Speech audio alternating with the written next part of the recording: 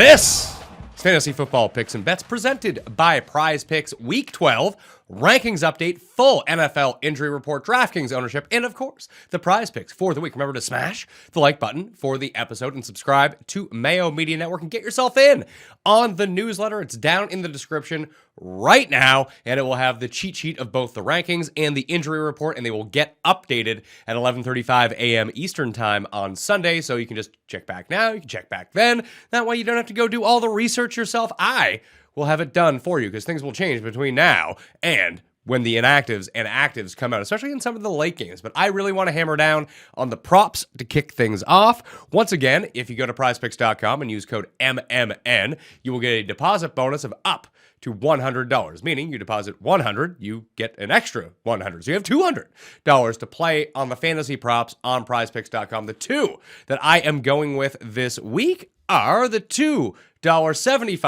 the two pick power play $75 3 times your money payout. I'm going Joe Mixon over 10.5 receiving yards. It's really funny to track the Joe Mixon receiving props. He did not hit this number the last time against the Pittsburgh Steelers. And frankly, it's like 50-50 whether he gets there or not. It seems artificially low, but you go back and look last week against the Raiders, 0 targets and 0 receptions for gentleman Joe Mixon out of the backfield. The 2 weeks before that, 5 targets in each. Killed this number, like quadrupled it, quintupled it 2 of the 3 weeks before that. And then, 4 weeks ago, 0 targets. So it's basically, if you see him targeted in the passing game at all, he is going to hit this over. And I do think with the full complement of options available on the defensive line for the Steelers, their pass rush is going to be a lot better than last time around against the Bengals, who still don't have a very good offensive line. So blood dumps and dump offs to Joe Mixon, probably in the cards for the Cincinnati Bengals offense this week, over 10.5 receiving yards. And then the second one is Dontrell Hilliard over 18.5 receiving yards. If you go to DraftKings Sportsbook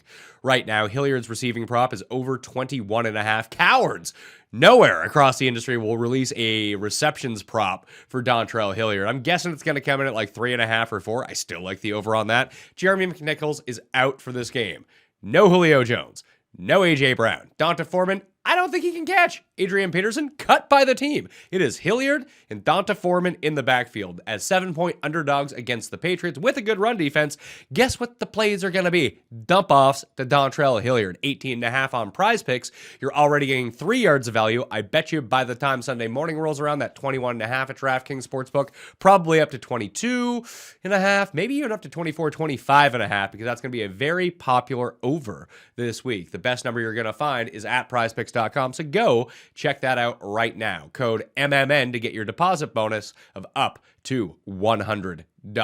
The other prop that I really like this week, and it's basically just to play against Feinberg, as I've been saying it all week, whether it be on the spread show, whether it be on the best bet show, both shows you should go back and listen to or watch, by the way, is Melvin Gordon, anytime touchdown. You can find it as high as plus 150 if you scour around. At DraftKings Sportsbook right now, it is plus 130. Still a good bet because Melvin Gordon is most definitely scoring on the Chargers, and they're brutal run defense this week. They also have brutal pass defense, but the Broncos really want to make an effort to run the ball, especially once they get inside the 3-yard line. The Chargers don't seem like they can stop anyone, so expect myriad chances from inside the 5-yard line for Melvin Gordon. But really the big thing is that it will trigger Feinberg, and triggering Feinberg generally tends to happen. So if that's going to happen, if that's the thing that's going to cause Feinberg to get triggered, and then Jeff will get triggered, Melvin Gordon, anytime touchdown, plus 150. I didn't look at the 2 or 3 touchdown prop on Melvin Gordon yet, but I might dig into that on Sunday morning as well. Keep an eye out if you do find that Dontrell Hilliard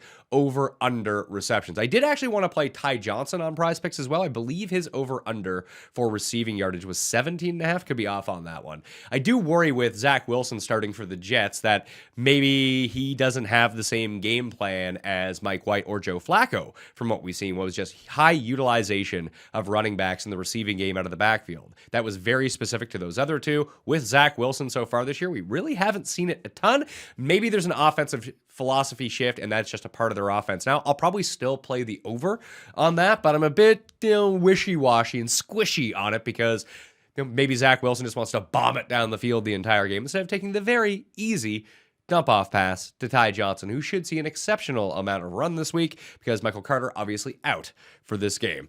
Let's get to the injury report for Week 12. Obviously, DeAndre Swift was injured at running back on Thanksgiving, but it sounds like he's day-to-day and may actually play in Week 13, so that's great news coming out of it. Zeke might actually be sat down coming out of Thanksgiving, although he played that game. There's reports out of Dallas they might give him his own bye week to get himself healthy for the playoffs. We'll see about that. Keep an eye on it. If not, if Tony Pollard is still available, which he shouldn't be in any league, you should go pick him up. Ingram and Kamara did not play in Week 12. Keep an eye on their status going into Week 13. Michael Carter, as I said, out.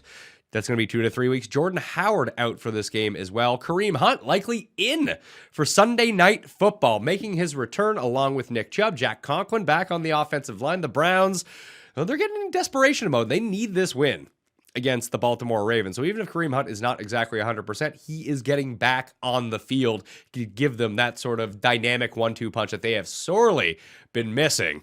Now, no OBJ, Anthony Schwartz may be out, Jarvis Landry not looking like he's 100%, Donovan Peoples-Jones might not play for Cleveland. All stuff we're probably not going to know until way into the day on Sunday because that is the Sunday Night Football game, but Hunt is likely going to play here. So I've inserted him back into the rankings at number 15, bump down Nick Chubb to number 8 in the rankings. Obviously, I've taken out everyone who has played on Thanksgiving, so that those are a bit wonky numbers based on what they were earlier in the week. But for all the players remaining, that's how it shapes up in half-point PPR. For me, I think you have to gamble on the upside of Kareem Hunt versus some pretty bad options, to tell you the truth. Like, we had a lot of good options, and workhorse guys go on Thursday, and on Sunday, they're few and far between on this one. Cordell Patterson likely back in. Saquon Barkley and Elijah Mitchell both likely to play as well. Keep an eye on Mitchell because that's a late game.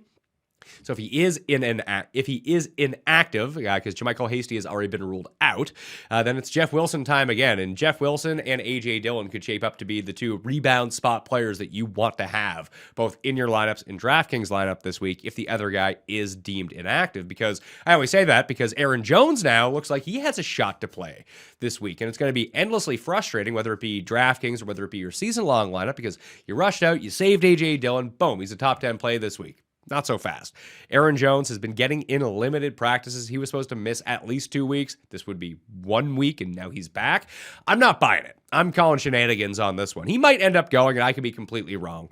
But the Packers have a bye next week. So if Aaron Jones isn't 100% healthy, what are they doing out there? It's not like their running game took a significant drop off. They were just bad against the Vikings. And I think against the 49ers that A.J. Dillon has shown enough receiving game prowess that you can roll him out there 1 more week if it means buying Aaron Jones 2 weeks more of recovery to have him going for the stretch run. Although Minnesota is catching up, against the Rams. With the Vikings playing the 49ers, I mean, they could lose that game, although the Vikings are catching up to the Packers in the AFC or the NFC North.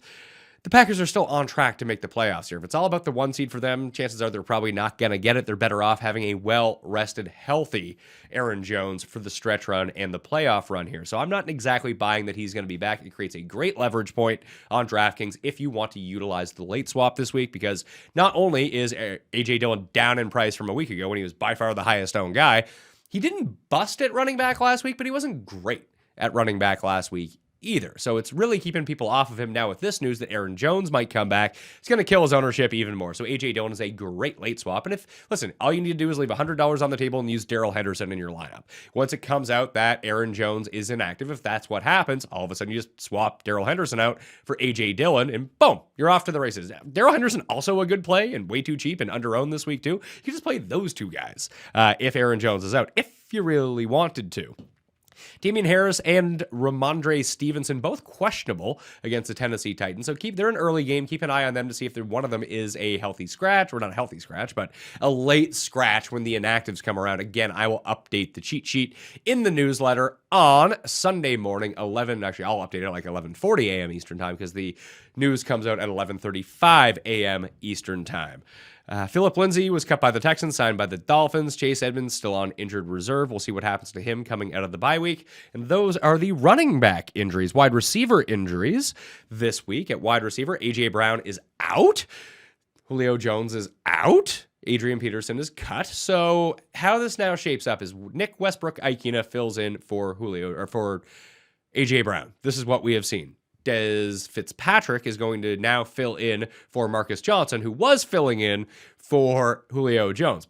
Johnson's out for the season. Then you have Julio Jones, who is going to miss this game once again. Jeff Swain might be back this week. It's not looking super encouraging for the Tennessee Titans offense in this one with the myriad injuries they have. They go on bye next week. So hopefully coming out of that, they can get some of their guys back as they're still they're not coasting to a playoff spot with the Colts chasing them down in the division and the AFC being so jumbled anyway. Like a 3-game losing streak can knock you out of the playoffs. Just look at the Bengals. They were in first place a month ago. They're the 7 seed are out of the playoffs now. So things can turn in a hurry and a very congested. More so than my nasal passages, the AFC is congested right now. So keep an eye on what they're up to. But I think they might not necessarily throw in the towel on this game, although as an undermanned unit, they kicked the shit out of the Rams like 2 weeks ago. If they beat the Patriots, it wouldn't be the craziest thing in the world.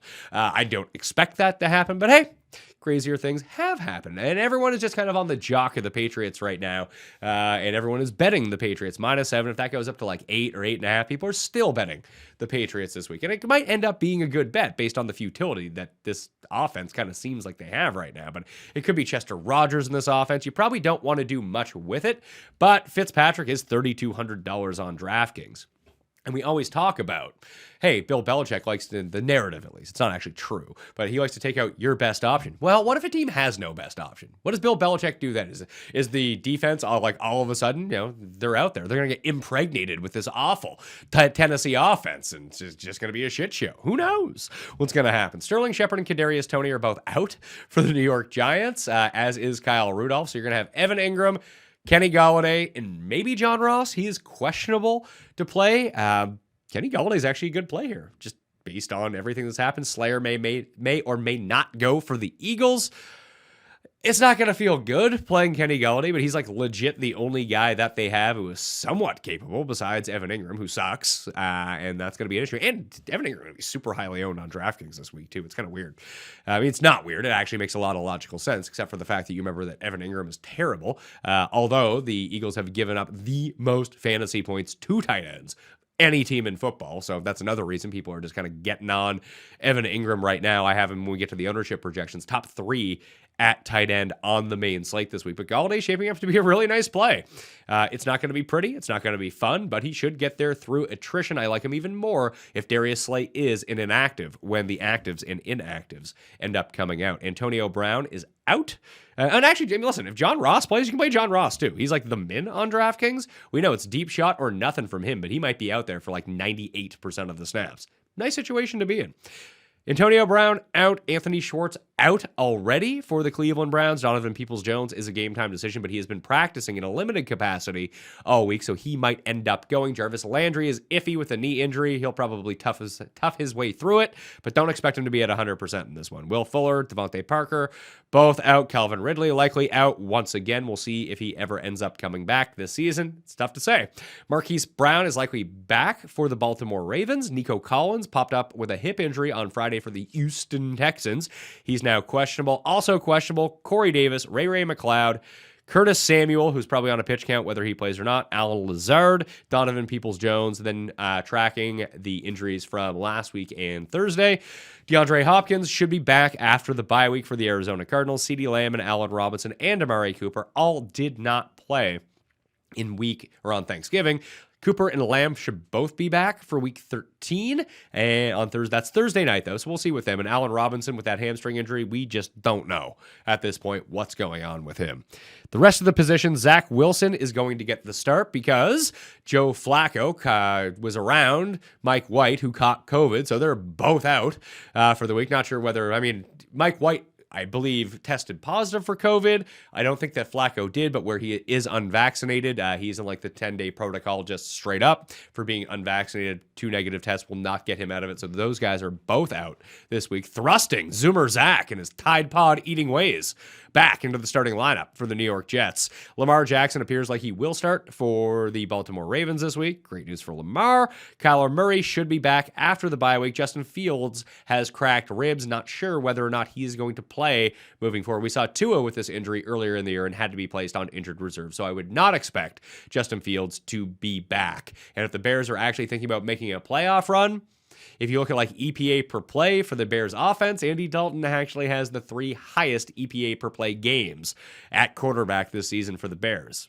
I would play Fields because you're not winning anything with Andy Dalton, and it's probably good to give him reps, but Matt Nagy's trying to save his job, and Andy Dalton appears to be the path of least resistance to that right now. So if you own Justin Fields, you might be up Schitt's Creek on this one. Tight end, Jonnu Smith is likely in. Adam Shaheen is out for the Miami Dolphins. Eric Ebron is out for the Pittsburgh Steelers. Kyle Rudolph likely out for the New York Giants. Another reason to like Evan Ingram this week. Jeff Swaim likely in. Ricky Seals-Jones likely out. And Logan Thomas might play for the first time since like week 2 or whatever the hell it was.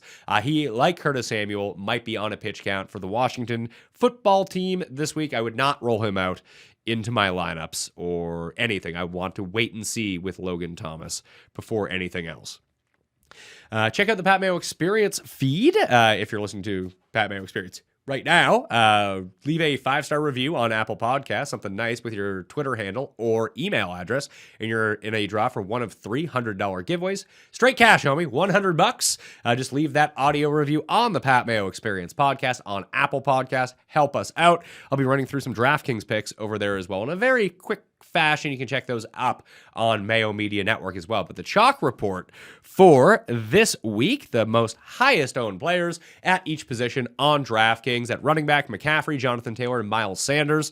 I am curious to see how Hilliard comes in along with Ty Johnson at the lower end. I like both those guys, but if they get to be overwhelming chalk, you can go in a different direction, as both those guys are still in split situations. Probably, I would say Ty Johnson is far more likely to possess the goal line work because he's been doing that all year versus Dontrell Hilliard, who you are banking on catching like 7-8 passes in this game. At wide receiver, Michael Pittman, Cooper Kupp, Chris Godwin, and Deebo Samuel all rate out really well. Worth noting, Mike Evans does not appear very highly on the ownership report because he had been dealing with that back injury all week, although he is not listed on the injury report whatsoever. So Brady to Mike Evans usually works out pretty well. That's probably the route that you want to go unless you want to triple stack with Gronk or with Godwin in that contest. Well, keep an eye on Scotty Miller. He's eligible to play. He just has not been active, so he might be a late active, and you probably don't want to play him, but it kills anything that Tyler Johnson or that guy who's number 1 ends up doing. Fournette, not very highly owned this week either, which I found somewhat surprising because he's been